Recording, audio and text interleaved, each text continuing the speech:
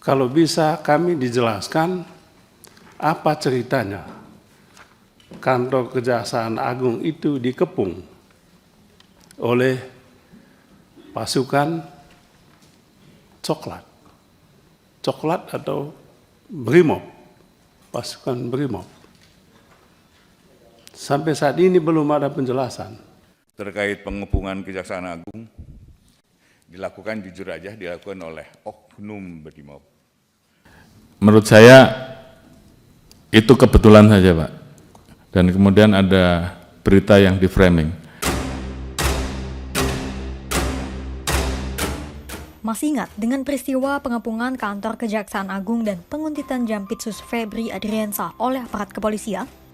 Ya, insiden yang sempat ramai pada Mei 2024 lalu seolah hilang tertelan bumi tanpa meninggalkan kejelasan apapun terhadap publik. Namun, isu ini kemudian kembali diangkat oleh Komisi 3 DPR RI pada November 2024. Anggota Komisi 3 fraksi Demokrat Beni Kabur Harman menuntut penjelasan dari keduanya. Akan tetapi, yang ditemukan adalah sebuah perbedaan antara jawaban Kapolri Jenderal Listio Sigit Prabowo dan Jaksa Agung ST Burhanuddin.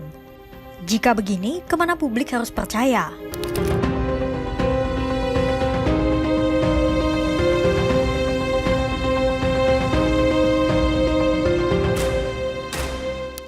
Sebelumnya, mari kita kilas balik pada Mei 2024. Pada saat itu, Kejaksaan Agung mengungkap perkara dugaan korupsi pengolahan timah pada wilayah izin usaha pertambangan PT Timah Tbk pada tahun 2015 sampai 2022. Kasus itu dinilai merugikan negara dengan nilai potensi kerugian sebesar 271 triliun rupiah. Nilai itu berasal dari berbagai jenis kerugian yang ditanggung, mulai dari kerugian lingkungan, ekonomi, hingga biaya pemulihan. Sebagai penyidik, Kejaksaan Agung telah menetapkan 16 tersangka baik dari pihak swasta maupun PT Timah. Penyelidikan kasus dugaan korupsi PT Timah saat itu dipimpin oleh Jaksa Agung Muda Bidang Tindak Pidana Kasus atau Jampitsus Febri Adriansyah. Nama Febri Adriansyah lantas menerima sorotan usai dirinya diduga mengalami penguntitan dari aparat kepolisian. Peristiwa itu terjadi ketika Febri tengah makan malam di sebuah restoran Prancis di Jakarta Selatan pada Minggu 19 Mei 2024. Saat itu, Febri dikawal oleh satu ajudan dan motor patwal polisi militer yang ditugaskan untuk mengamankan Jampitsus. Dua orang yang diduga personel Densus 88 kemudian menyusul Febri ke restoran Prancis dengan mengenakan pakaian santai kemudian menuju meja di lantai 2. Salah satu anggota tersebut kemudian mengarahkan alat yang diduga alat perekam ke ruangan Febri. Polisi militer yang mengawal Febri lantas mengamankan salah satu anggota Densus 88 berinisial Bribda IM. Sementara rekannya satu lagi lolos. Di dalam telepon genggam anggota Densus 88 itu ditemukan data pribadi Febri Adriansyah. IM kemudian diserahkan pada Biro Pengamanan Internal atau Paminal Mabes Polri. Sejak saat itu, belum ada penjelasan dari Polri apa motif dibalik penguntitan Febri dan siapa yang memerintahkan operasi itu. Kadif Humas Polri, Jenderal Sandi Nugroho, hanya meminta agar perkara itu tak diperpanjang karena tak ditemukan persoalan apapun saat dilakukan pemeriksaan terhadap anggota Densus 88 tersebut. Belum selesai urusan penguntitan, muncul lagi persoalan lain terkait video konvoi di sekitar kantor Kejaksaan Agung yang tersebar ke publik. Sandi Nugroho menyebut bahwa kegiatan itu hanya patroli rutin kepolisian dan merupakan hal yang biasa. Apalagi saat itu sudah mendekati Hari Bayangkara yang diperingati tiap 1 Juli. Sehingga Sandi mengeklaim kegiatan patroli akan bertambah. Namun, dua kasus itu seolah-olah lenyap usai Jaksa Agung ST Burhanuddin nampak akrab bersalaman dengan Kapolri Jenderal Listio Sigit. Keduanya terekam dalam satu frame saat menghadiri pembukaan sistem pemerintahan berbasis Electronic Summit 2024 dan peluncuran GovTech Ina Digital oleh mantan Presiden Joko Widodo di Istana Negara pada Senin 27 Mei 2024.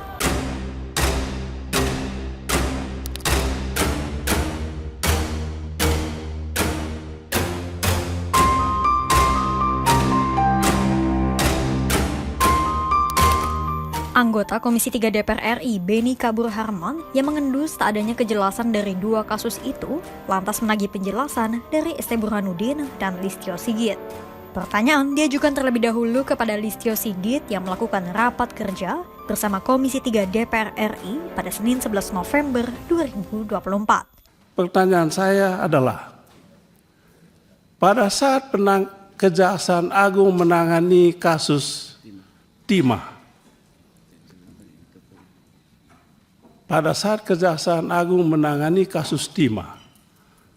Mabes Polri memobilisasi kekuatan untuk melawan kejaksaan.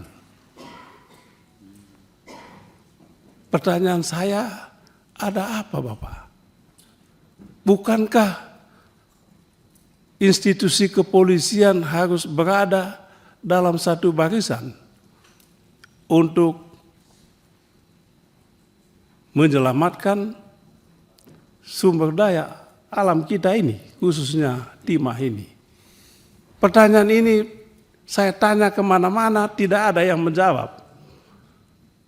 Dan perkenankan saya saat ini menyampaikan pertanyaan itu. Mungkin Bapak tidak perlu jawab, itu tidak penting jawabannya bagi saya. Yang penting bagi saya adalah saya sudah menggunakan hak saya untuk bertanya di depan Bapak. Sebab jawabannya tentu sulit. Listio Sigit kemudian menyatakan bahwa berita terkait pengepungan kantor Kejaksaan Agung itu hanya kebetulan yang kemudian membesar karena adanya pemberitaan yang ia anggap sebagai upaya framing. Menurut Listio Sigit, framing itu hanya bertujuan untuk membenturkan Polri dengan kejaksaan dan menjatuhkan citra kepolisian. Listio bahkan bersumpah jika ada anggota kepolisian yang terlibat dalam kasus timah, maka ia tak segan meminta kepada Kejaksaan Agung untuk menindak oknum-oknum tersebut. Kemudian tadi yang disampaikan oleh Pak Beni bahwa pada saat penanganan timah kemudian ada mobilisasi, ini saya jawab Pak. Menurut saya itu kebetulan saja Pak, dan kemudian ada berita yang di framing.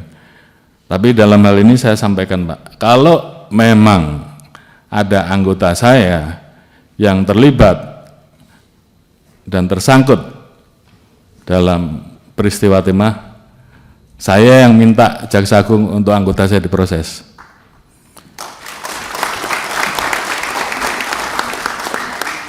Sebaliknya, kita juga sama-sama berkolaborasi, bekerja sama, sehingga masalah pengelolaan timah tersebut betul-betul ke depan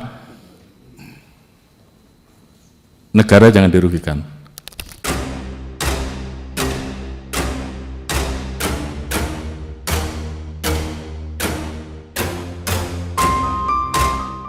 Pertanyaan yang sama kemudian diarahkan Beni kepada Jaksa Agung ST Burhanuddin dalam raker Komisi 3 DPR RI pada Rabu 13 November 2024.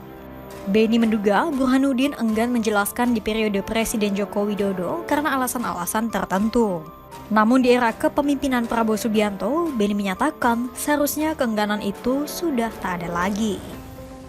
Ada dua fenomena yang muncul ketika Jaksa Agung menangani kasus timah, dan kami mohon penjelasan. Yang pertama adalah, kalau bisa kami dijelaskan apa ceritanya kantor Kejaksaan Agung itu dikepung oleh pasukan coklat atau Brimob, pasukan Brimob. Sampai saat ini belum ada penjelasan. Hanya muncul berita di publik, kemudian bersalaman lalu selesai. Tapi apa peristiwa yang sesungguhnya? Publik ingin mendapatkan penjelasan yang sejelas-jelasnya. Saya yakin Pak Jaksa Agung tidak punya keengganan untuk menjelaskan ini. Kalau pada periode yang lalu enggan menjelaskan itu masuk akal. Tapi di era baru ini saya yakin keengganan itu tidak ada lagi. Oleh sebab itu inilah momentum yang pas bagi Jaksa Agung untuk menjelaskan ini selengkap-lengkapnya. Burhanuddin menjawab dengan singkat dan mengaku bahwa konvoi yang mengepung kantor Kejaksaan Agung itu dilakukan oleh oknum Brimob. Burhanuddin dan jajarannya pun telah menyerahkan anggota Brimob itu kepada Mabes Polri. Meski demikian, untuk kelanjutannya, Kejaksaan Agung tak memantau lagi perkembangan pemeriksaan yang dilakukan dalam internal kepolisian. Terkait pengepungan Kejaksaan Agung, dilakukan jujur aja dilakukan oleh oknum Brimob. Oknum Brimob yang tertangkap oleh kami serahkan ke Mabes Polri dan kami tidak monitor lagi soal itu. Dugaan kasus korupsi timah menjadi sorotan sekaligus bulan-bulanan akibat besarnya dugaan kerugian negara yang mencapai 271 triliun rupiah. Ketika kasus mulai bergulir, Polri yang seharusnya berada dalam satu barisan dengan Kejagung justru tersandung oleh dua peristiwa, penguntitan dan pengepungan. Baik Polri maupun Kejagung telah angkat bicara. Namun bagi sebagian pihak, juntrung dari dua kasus itu masih mengambang dan meninggalkan berbagai asumsi dari publik.